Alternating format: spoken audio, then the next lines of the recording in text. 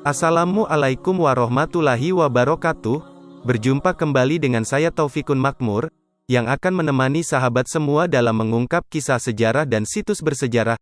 Kali ini saya akan mengungkap seklumat kisah Mbah Nur Moga Pemalang. Sebelum lebih lanjut, jangan lupa subscribe, like, dan komen biar tidak ketinggalan kisah-kisah sejarah lainnya. Mbah Nur atau Haji Nur Duria bin Said yang lahir pada hari Jumat tahun 1873, akrab disebut dengan nama Mbah Nur Walangsanga, adalah sosok penuh semangat dalam menuntut ilmu, giat beribadah, hidup zuhud dan sederhana. Beliau juga dikenal haus mencari ilmu pada guru-guru yang memiliki ketersambungan sanad keilmuan hingga Rasulullah. Spiritualitas Mbah Nur sangat nyata, sholat berjamaah tak pernah ia tinggal. Kebersahajaan hidupnya tercermin dari tempat tinggalnya sederhana di pinggir sungai, dan sepeninggal Mbah Nur tempat tinggal yang sekaligus merupakan lokasi makamnya selalu ramai dikunjungi para peziarah. Rasa ingin tahu yang besar menjadikan Nur Duria kecil memiliki semangat menuntut ilmu. Banyak guru dan kiai didatangi sekadar untuk menimba ilmu kehidupan.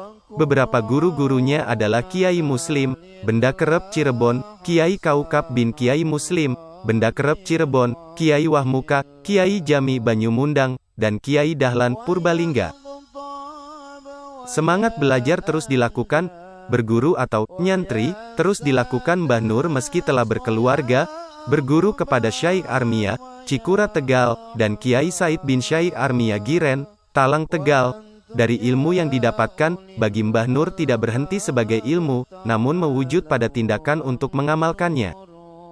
Seperti dikisahkan, pada akhir tahun 1960-an Kiai Haji Anas Nur pernah matur kepada ayahnya Mbah Nur Fatoni Kersan untuk pergi ke Pemalang, sowan kepada Mbah Nur Walangsanga Moga.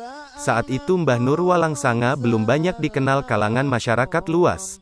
Mbah Nur Kersan mengatakan kepada anaknya, "Nur Duria iku ijek enom tapi wes dadi wali, omahe enggon tengah sawah, pinggire kali." Nur Duria itu masih muda tetapi sudah jadi wali Allah. Rumahnya di tengah sawah dan pinggir sungai.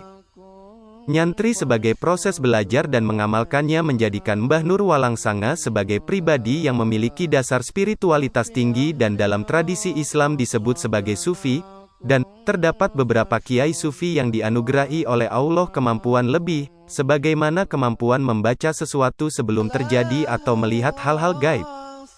Karomah Mbah Nur Walangsanga weru sadurunge winarah, tahu sebelum peristiwa terjadi, melihat yang tersurat dari yang tersirat. Sholat berjamaah selalu dilakukan oleh Mbah Nur semenjak kecil, demikian hal tersebut diajarkan oleh orang tuanya. Bahkan, Mbah Nur kecil saat menggembalakan kerbau milik salah satu warga desa Walangsanga, bila berkumandang azan maka beliau bergegas menuju masjid untuk salat berjamaah. Selain sholat berjamaah, Mbah Nur juga selalu menjaga wudunya. Kisah yang beredar di masyarakat, bahwa Mbah Nur selalu melaksanakan salat subuh dengan menggunakan wudu sholat isya. Hal ini menandakan bahwa setiap malam beliau tidak pernah tidur, namun beliau bermunajat dan mendoakan kebaikan untuk orang-orang di sekitarnya. Hingga wafatnya Mbah Nur tak pernah tinggal salat berjamaah satu kali pun. Mbah Nur Duria bin Said wafat pada 9 Jumadil awal 1409 Hijriyah atau pada tanggal 17 Desember tahun 1988. Kepergiannya diiringi mendung dan hujan deras selama 3 hari berturut-turut di sekitar wilayah Moga, dan ditandai dengan sebuah pohon besar di hutan cempaka wulung roboh. Begitu seklumat kisah Mbah Nur Walangsanga, semoga bermanfaat untuk kita semua. Mohon maaf bila ada kesalahan dalam penyampaiannya.